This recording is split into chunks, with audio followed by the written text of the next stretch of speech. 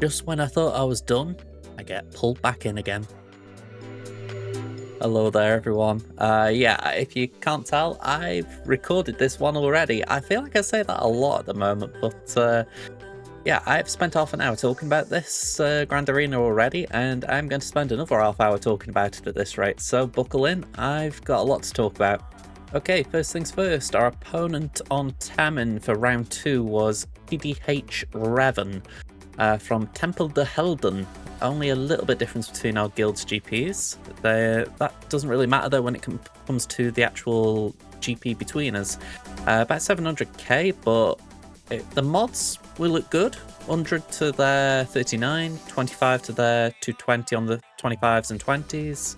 They're ahead on the 15s. They've got more 9s and 8s on the relics. I've got more 7s and 5s. More Datacron rerolls. But the key thing, they've got the Galactic Legends. They've got Balin. Yeah, they're on top of things. So, let's get into the round. And yeah, let's get this full screen. Here we go. So, Glat's the elephant in the room, I think we can say. She's kind of hidden by my face cam, so let's just remove that for a moment. There we go. We've got Glat, Ahsoka, Padawan Sabine, Fulcrum, and Huyang with a Ahsoka Thron. Then we've got Rey with a Calcron, we've got Gungans, and we've got Inquisitors. Alright, so let's move on. Try and speed the playback up. South Wall, we've got Queen Amidala, we've got Leia, Jabba, and Finzori. Now, going into the first battle, I decided to try Aphra against Jabba, just for the fact that it did alright with the cleanup last round, plus I felt it was a good chance to try HK47. So yeah, interesting Crom, we got the good level 6 and the good level 9 for him, so it felt like a positive step. It didn't feel like a gamble considering the cleanup we did. So yeah, also I would like to just check very briefly, just so that I'm not selling you half a story. If just rewind back to the screens, it was a Relic 8 Boosh. So it wasn't like a squishy one, like a Relic 5. It was a pretty decent Boosh at that. So worth keeping on board, I guess. So yeah, like I say, I feel like this could be my Jabba counter for the season. I don't know if I will pull Queen Amidala back off defense at some point. If so, I will have to find another use for Aphra. But that is the thing, Aphra is such a good Jabba counter when it's working well. So I am a little reluctant to actually pull it. I'm thinking, can we afford to just keep using this? But I don't know, maybe we'll pull Queenie off defense and use for something else if there's something that she's quite good at that I'm just neglecting. So we'll have a think about it. I suspect I'm going to have to tweak my defense anyway, so maybe we'll have a chat about that on stream on Monday. But yeah, I can see, very straightforward this. BT1 just obliterated them. I've said it so many times, BT1 is it's probably my only luxury Relic 8, and I have no regrets over it. Such a good Relic 8. Okay, next up, we've got Starkiller versus Finzori. Now, when I was actually playing this felt a little bit awkward, because immediately Finn goes on stealth, well, Hero Finn, so okay, we can't go for him. And then it doesn't take another hit or two until damage immunity is on OG Finn. It's weird, because you look at the end result of the battle and you think, oh, that was an easy win. But you look and you think, it's not like it could go wrong, but there were certain situations there that you think, okay, this could be a problem if something went wrong, but thankfully nothing goes wrong. Do you know what I mean? I don't know. It's that moment in the battle you see damage immunity popping up and you see targets going under stealth and you're thinking, oh, this isn't going to plan, even though it does. Anyway, we got Slacker versus Leia, my go-to counter at the moment. I feel it's either Slacker versus Leia or Slacker versus Ahsoka at the moment. It's a little bit of a shame, considering I feel like arguably Slacker could maybe be doing a job on defense. Maybe, especially in threes. But I think this is just such a clean win, so we have to take them where we can. like I say, Leia falls pretty quickly there. And yeah, we're just going poke R2. And to be honest, this is just the bit where we're trying to recover banners. I mean, you can see we got lost a lot on Sith Trooper. So that's the thing that is consistently nagging me about this. With Rey's ability to remove turn meter, you'd think we'd gain a lot more mastery and therefore our protection pool would go up quicker. Maybe I'm just losing too much too fast. Maybe I need to remod with that in mind, or maybe it's just you can't get perfect banners still. I don't know. Anyway, this is one I'm mucked up on, I'll be honest. Raver, I know it's a bit of a sketchy battle anyway. You can win, you know, I'm not saying you can't win with this, but if you don't concentrate, it can go wrong. And I'll admit, I did lose concentration. Halfway through the battle, my dog came up to me, and I was just like this. I was like, oh yeah, hello, hello, hello. And I took my eye off the game, and I thought I was like in full auto mode almost, you know, like I was in a comfortable position. And then, well, that happened. I looked up and suddenly I'd got half a team. So, yeah, do concentrate when you're doing battles like this. Now, the positive was, as you just saw, we did take out Queen Amidala, so it was an easy cleanup. There was no drama of sorts, but it was a drop battle. I mean, you can tell from here, well, you can certainly tell from here, that we weren't going to clean up this. So, it was unfortunate. I do like Inquisitors with this. I think if you play your cards right, it's a really smooth counter. But you do need to get your abilities lined up right. You've got to be able to ability block at the right time with Grand. And you need to be able to land your targets with Death Mark at the right time as well. I just did not play that at all right. So, I'll say it like this actually. I wouldn't choose this as my first choice counter anyway for Queenie. But I know if I needed to do it, I could. But I definitely didn't demonstrate it here. So yeah, sadly Raver, yeah, she bit a bullet for us here. I feel sorry for Raver when it happens, because on this account and soon on my free-to-play, Raver's such a big unlock for me. So when she loses, it really stings. Anyway, we cleaned up with Bounty Hunters. I'm actually going at fast speed. I don't think I am. Let me just check. Yeah, I'm only going at 1x. Come on, we need to go 2x. I do want this to go a little bit quicker, otherwise I'm going to be taking forever. So, Bounty Hunters were a smooth cleanup option here. I think we got max banners as far as cleanups go, but it did amuse me how tanky Master Qui-Gon is. So, I decided in the end, right, we're going to just leave you for a Disintegrate and we'll go and focus on Plo. Oh, sweet Plo. Can I just say, by the way, on the off chance you watch this, Scribe, thank you very much for putting that video out regarding Plo in the Naboo raid. That was... I know it wasn't you said it, I can't remember the guy's name from the comments, I did thank him at the time. But I would not have thought of Plo. Even though I did hear about R2 in the past, I would not have thought of Plo. So, yeah, that was a really good call-out from Scribe, and from the commenter on Scribe's video, so I love PSAs like that. It just makes you think, right, this run for Naboo is going to get a little bit easier. So, we JMK this. I've never actually JMK'd a Great Mothers before, so this was new, I guess. I always feel like once Morgan's out, it's nicer. I mean, granted, if the Great Mothers are out, then it's nicer. But if you sort of have to choose one or the other, it's like, okay, at least one of them's down, because if Morgan's down, you can focus on the Great Mothers. If the Great Mothers are down, well, they're down. So, yeah, I feel like once they're dealt with, the sides are just cannon fodder. Adrad versus Tuskens. As I've said at the start, I've gone through these matches twice, and in the meantime, I really should have looked up what Tuskens... sorry, not what Tuskens do, what Adrad does, because I know there are mechanics in Adrad's kit that are affected by debuffs. Like, for example, your land exposes and all this kind of stuff. But for the life of me, I can't remember the exact mechanics that cause this to work so well. I do get the gist of it. Like, when I'm watching it, I can see it, and I'm like, yeah, this makes complete sense. But if there was a new player here that was wanting an explanation, I couldn't really explain it. It's just one of those quirky things where it's like, I know it's to do with debuffs and I know it's to do with bows in terms of putting out the damage, but other than that, I can't really articulate it. I will try and look it up in between now and my stream. Oh, by the way, that was absolutely beautiful. I loved seeing GG fall like that. That's why there was a delay then. I was absolutely laughing.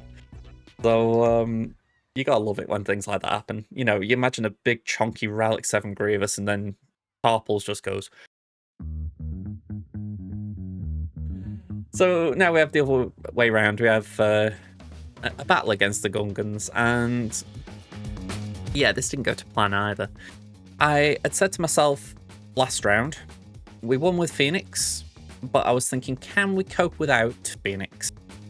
In my head, I'm thinking it'd be nice if we could use Captain Rex somewhere else. I don't know where exactly, but I wanted to see if that option was available to us. Yeah, I'm not sold on it. I feel like Captain Rex is very important still. Because even though Mon Mothma can do Gungans in 3s, it never seemed to work here, or even look close to working. I don't know if it's the modding on the Gungans here, or if it's just, I don't know, the fact that my Mon Mothma team was not modded correctly, shall we put it. I still think it's decent, by the way. I think I've got a 350 Luthen or something like that. So, you know, I wouldn't say it's a bad Mon Mothma, but not fit for purpose. But, yeah, whatever reason, we just got nowhere near. So, we did revert to Phoenix. Same as last time, to be honest, so I'm going to just hit the speed up button again, just see if we can get through this one a little bit faster. I feel like I have a vendetta against Phoenix, and I don't. I think I love the fact that such an old team has been revitalized with Rex.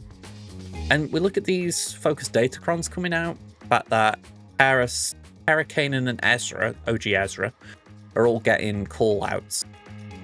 I mean, I don't know what's actually in them, obviously, but you're thinking, all right, this could be something cool. You know, maybe it could give Phoenix a life away from Rex for a little while. But that is the problem. It's a little while. You know, as to my knowledge, even though they are, the crons do have like set stats, they will still expire. And that's the bummer. They need a longer term solution, or at least they need something so that if you do pull Captain Rex away, they've still got some viability. And I don't know, maybe I'm being greedy there. Maybe Phoenix should just be alright without Rex. Sorry, this should be just benchable without Rex. But I don't know, Rex is such a good toon, it feels almost a shame to be putting him there, but oh well. Anyway, with Malgus the Raver, I know I've left this on 4x, but it kind of feels alright. We've got Seer Malachus against Rey.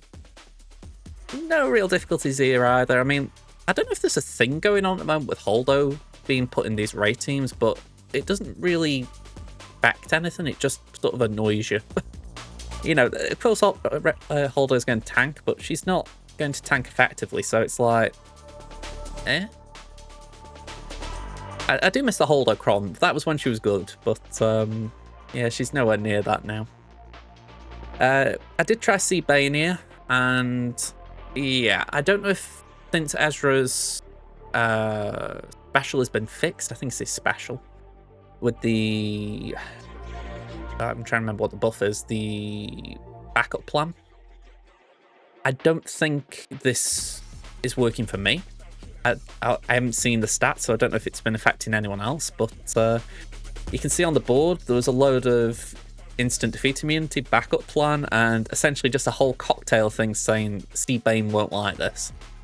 So yeah, it was an awkward battle this. I managed to get it to the point where I could take out Ezra Exile, but then between the four of them, they took out C. So we cleaned up with JML.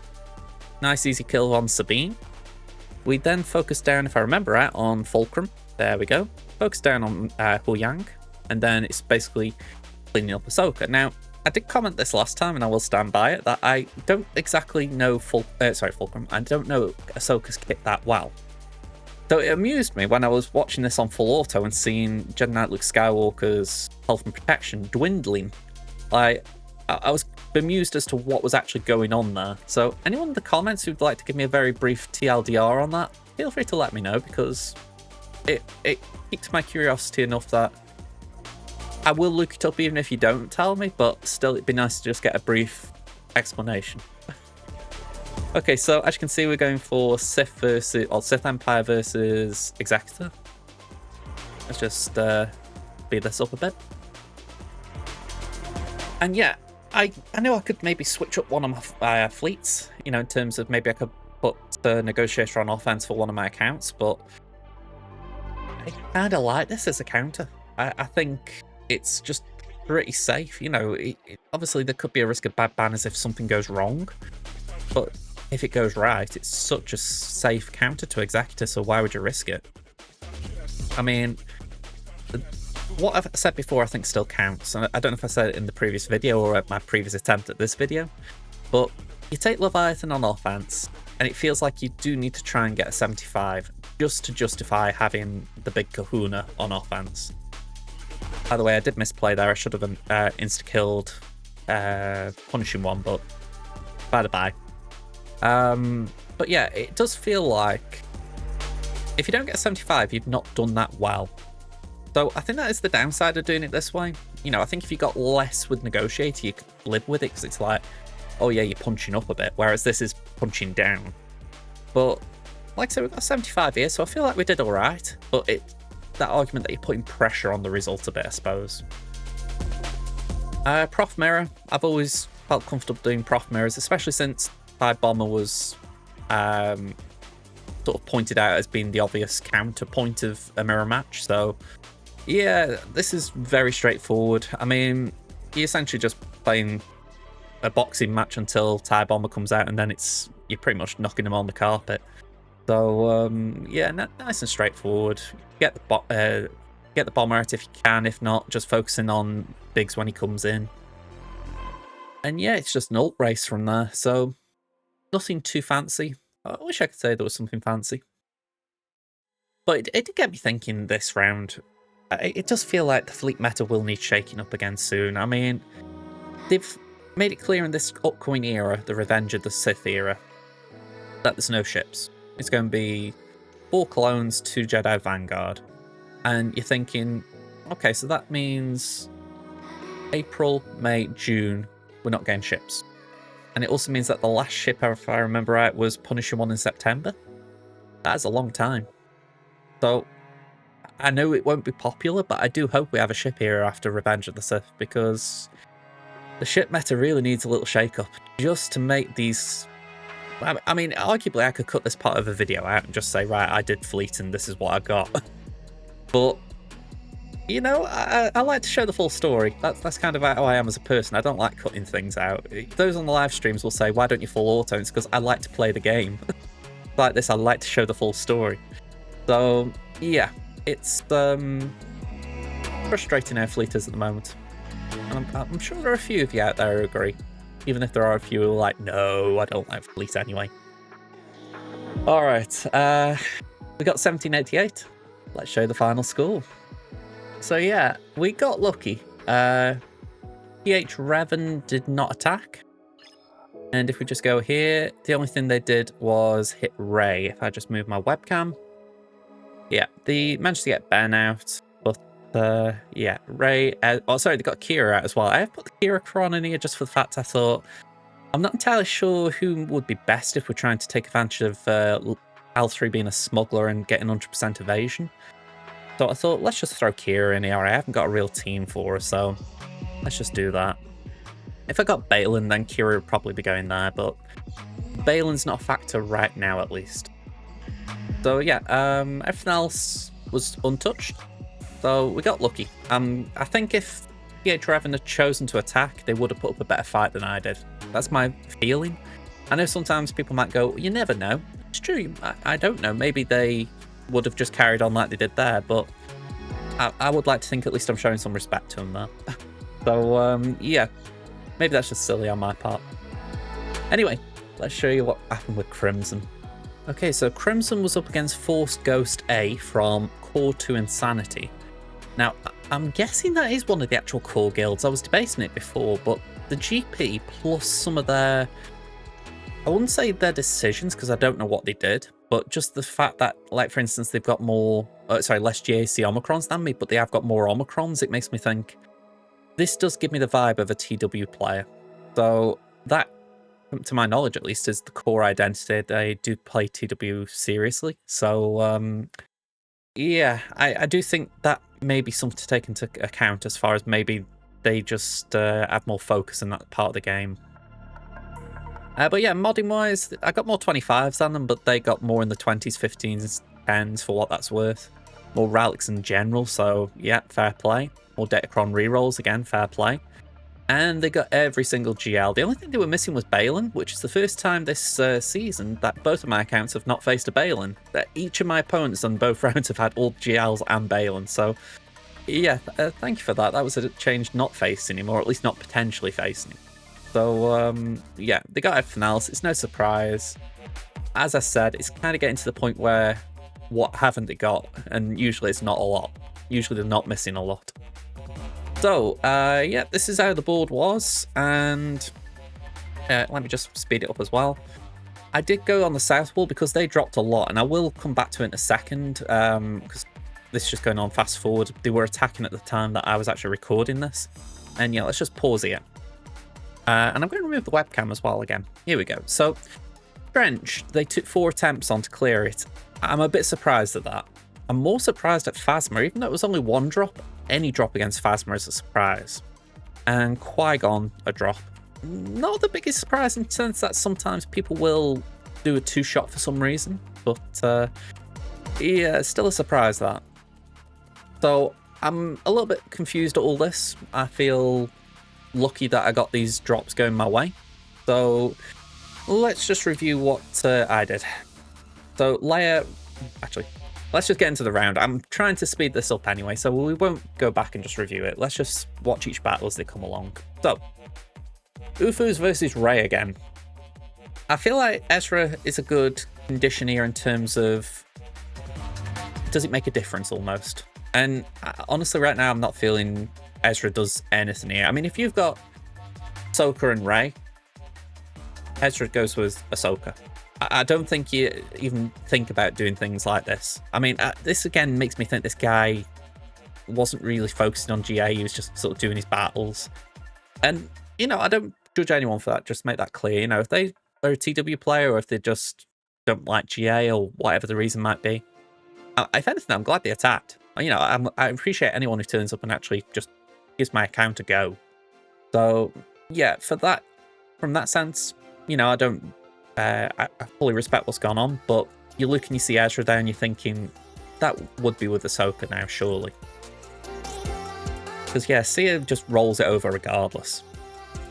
Anyway, as I'd said, Slacker Leia, my go-to counter, so no big surprises here. I'm mulling over if we put Rex on my Leia team somewhere. I'm saying somewhere on my main. It's why I tried Mon Mothma, and it didn't go well on the Gungans. And then you think the other option for Phoenix would be if we face Raver. It's not the biggest problem, because we could always try and squeeze a Bane counter into that, but yeah. Rex has just given me a few question marks at the moment. More in terms of what to do with him. Can we pull him away from Phoenix? But yeah, Sith Trio, again, nice straightforward battle. Just got whittled down Queen Amidala's Handmaiden. Get that below 50% health, so Savage can one-shot, and then we can get to town on the rest of them. I don't think this is the one, but we did have a QA match where QA was killed late. I don't think this was the one. But I might be wrong.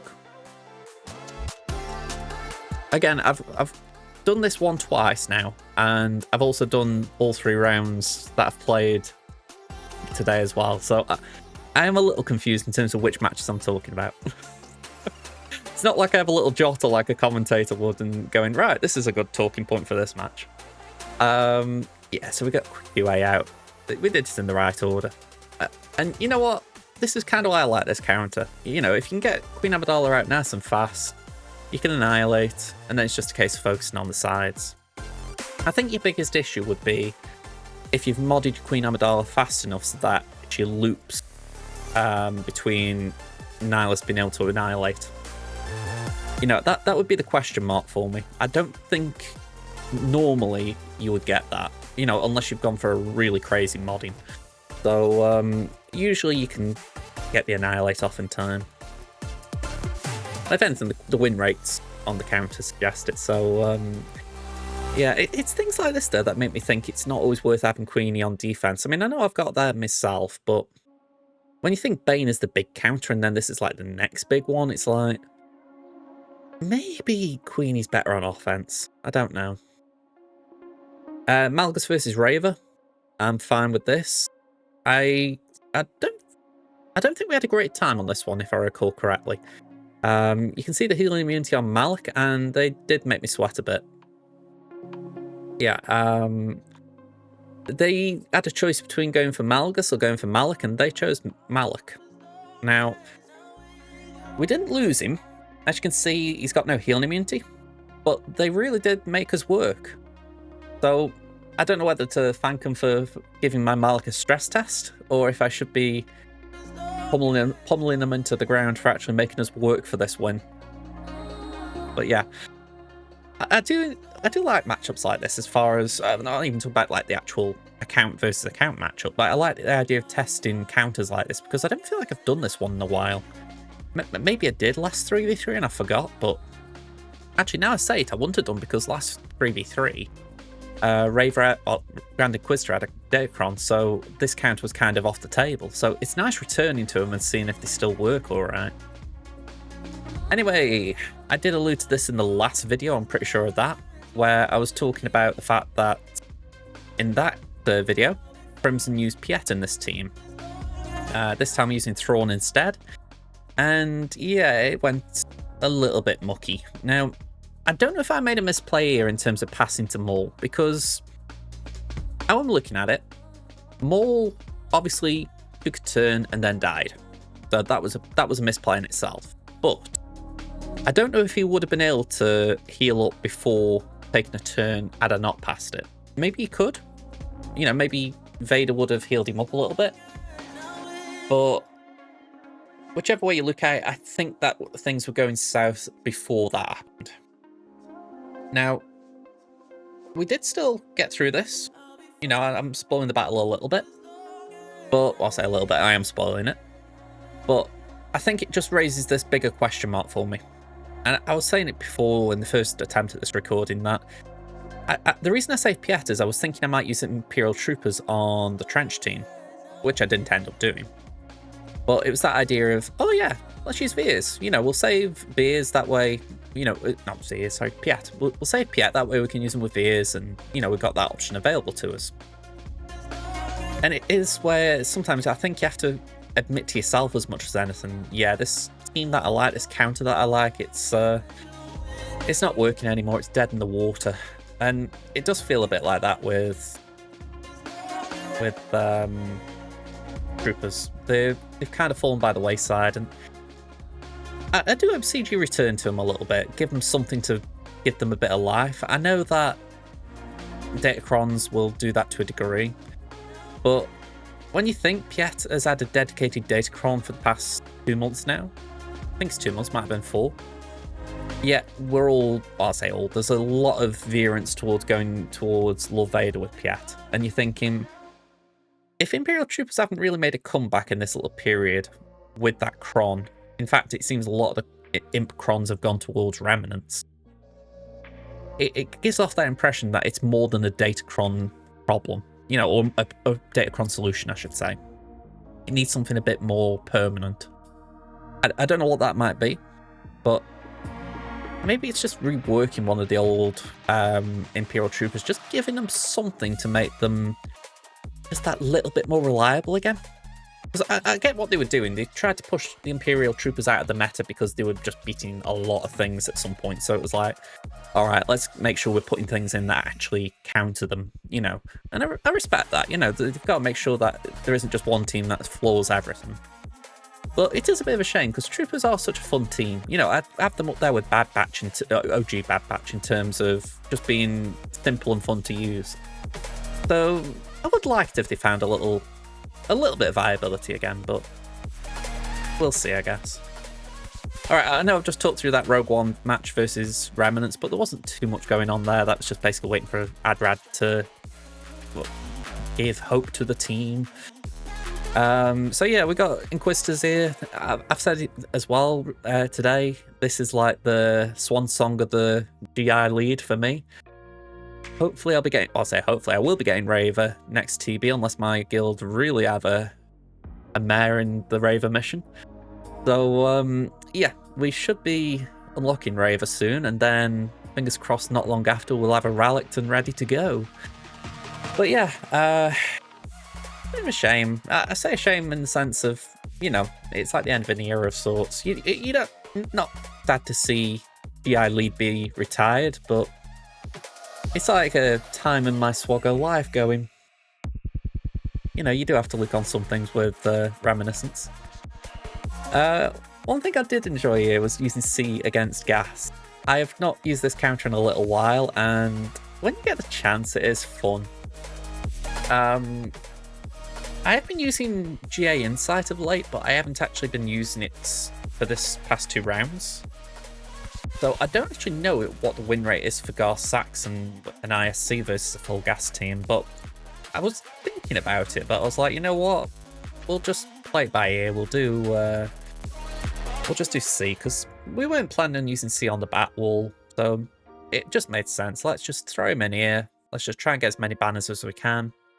And yeah, honestly, this is just a PSA, I guess, to people that if you've just unlocked C and you're thinking, oh, it's going to take a little while to get me ult up, just be on the lookout for gas on defense. You know, you don't need the ult. I mean, you can see how I'm actively avoiding using the ult. And it's about this time of the battle that he does start to ramp up a little bit. I mean, it's not crazy numbers, but he starts to really show that he can actually take these clones out on his own. I mean, 69k, that was pretty decent, you know? And does he can't crit gas, can he? Yeah, so he does all right without being able to crit and gets max ban as 69. So just a little reminder, don't sleep on C versus gas.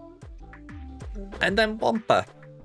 Wampa did give me concern because tenacity down, plus all those dots at that point. So I was having a little sweat on at this point. I was like, oh dear. But we got through it. I think counters like this work, but you do have to just be mindful of the possibility of tenacity down and the ramifications of it. I mean, once you get to this point, you're in the clear. I mean, IG-88's not pleasant there, but he's not going to do anything. And I know that's a Relic 9 sortie, but yeah, it could be a Relic 50 and it wouldn't matter. Wampa would eventually tear that down.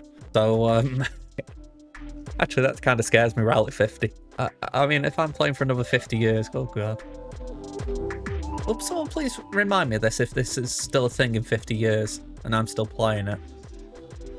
Oh dear, that's a horrible thought. Like, as much as I don't want my accounts to ever be deleted or expired, there's something very grim about playing a game for that long. I mean, maybe you guys who played like World of Warcraft or something, maybe you counter that and say, oh, I've been playing it since day one and I love it still. Maybe it's more about the game in that sense. Maybe, I don't know, maybe I'm being harsh. I think just the thought of it at the moment daunts me. You know, you see players retiring and it's like, oh dear. You don't really want to... It's not nice when players are retiring or thinking of retiring. Yeah. Anyway, 60 banners there for Starkiller, and we finished up with a bit of a mess, if I'm going to be honest. I thought, all right, JML's left. I think he can do something against the Great Mothers, so we'll give it a go. And a go was given. That was about it. I mean, yeah, we didn't really get close to making the mark I wanted. And it really stings how quickly Cal got nuked as well. I mean, I understand why it happens as far as he's losing max health. But yeah, it is brutal to watch. Also brutal for the fact that JML gets avoided as well. Now, genuinely, I didn't know I got Bane free, but I wasn't sure if Bane could do anything, so I kind of threw this in as a Hail Mary, like, yeah, go on, let's see what happens. And it was a pleasant surprise, to be honest. I mean, at this point I was a little bit worried, but not so much after that. But yeah, I would have liked to have not wasted JML like that, but at least we got the 3/4 clear done. And then ships Leviathan, Executor, and Malevolence. Now, I haven't done a prof match in a little while, so I was a little rusty going into this. And what I will say is that I was thrown off a little bit on their first reinforcement. I have not actually seen a Scimitar reinforce first in Grand Arena. You know, usually it's Sith Assassin, and then usually nowadays it isn't Mark 6. Maybe it'll be something like, I don't know, maybe Scimitar, as odd as that it sounds, but usually Sith Assassin will be the first. So yeah, Scimitar coming out through me because I'm like, okay, that's given all of them plus the capital ship's speed. So I'm thinking, does that affect me and my ult? But then I look at my own ult charge, I'm at 78 before we do our attacks, and I'm thinking, surely we're still okay. I mean, they haven't even done their anger ability yet, so it's not like they're really got that big an advantage on me. And I think by this point we are actually at ult. Yeah, there we go. So it was a weird one. On paper it looked really frightening, and even now when you see that Outrider does drop, it's a little bit worrying. Not necessarily because they're going to win, but you think they've really nicked some banners here. But yeah, we do get the win. Everything's comfortable in the end, but yeah, it was a bit of an odd one for me. At least in terms of not having done that counter so many times of late. It's weird doing that counter every day for, what, about 18 months to my thoughts? To not really doing it for about 6 weeks. It's unusual. I mean, it's muscle memory, it's still there, I guess. Anyway, I feel like I've done this one a lot of late. There's not much more to add, really, is there? I've said it before, and I'll repeat it just for the sake of it, that if you've got a Relic 9 free, give it to Punishing One, or give it to Dengar more specifically. I believe it would make this counter a lot more difficult, and I know if I saw a Relic 9 Dengar out there, I would be rethinking my strategy a little bit. In fact, I might add that to my GA, my GA compares, just so that I'm more prepared in case someone's got one. But as things stand, I could get caught out. You know, the last thing I'd want is going in with Leviathan thinking, come on, we got this. And then I see a Relic 9 Dengar and I'm like, oh, damn. For those who don't know, Relic 9 Dengar, if he's fast enough at Relic 9, he will outspeed you, which causes problems. But yeah, I thought to myself, okay, we'll do Executrix versus Malevolence. I'm sure this is a counter once upon a time. Yeah, I think it may have been a counter once upon a time, but it isn't really a counter now. I mean, we did reinforce with Defenders. At this point, I'm thinking, all right, we're okay still. And then, yeah, I sort of put poo-poo to that idea. So, yeah, that was a bad loss. So we did a mirror match. Again, nothing too fancy to say in terms of what we were thinking, just a mirror match would be the simplest. I kind of wish I got Radis on offense for this reason, because I do believe Radis is a nice counter to Malevolence, but it's then actually putting another fleet on defense. I might need to rethink it a little bit. My home one fleet is not good. I don't want to be taking ships away from Galactic Republic potentially, so yeah, it's slightly awkward right now. But yeah, again, there isn't too much to say, is there, about Mal match. I actually used to like this when I had to do it in Fleet Arena, as a mirror goes.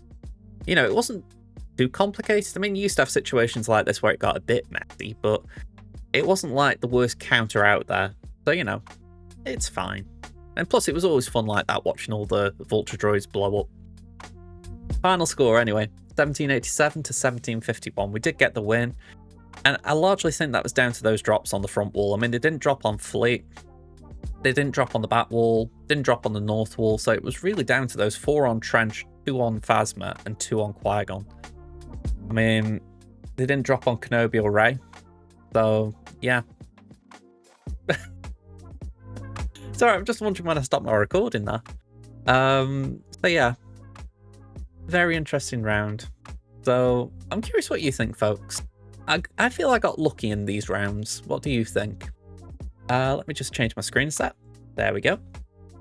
So the plan is now that I'm going to be back on Monday. So that is the 31st of March. We're going to do the final round of the week. And then I've got a couple of days to sort of recharge ahead of week 2. By the way, if you're hearing something in the background of my microphone, my mum has been laughing at something for a couple of minutes.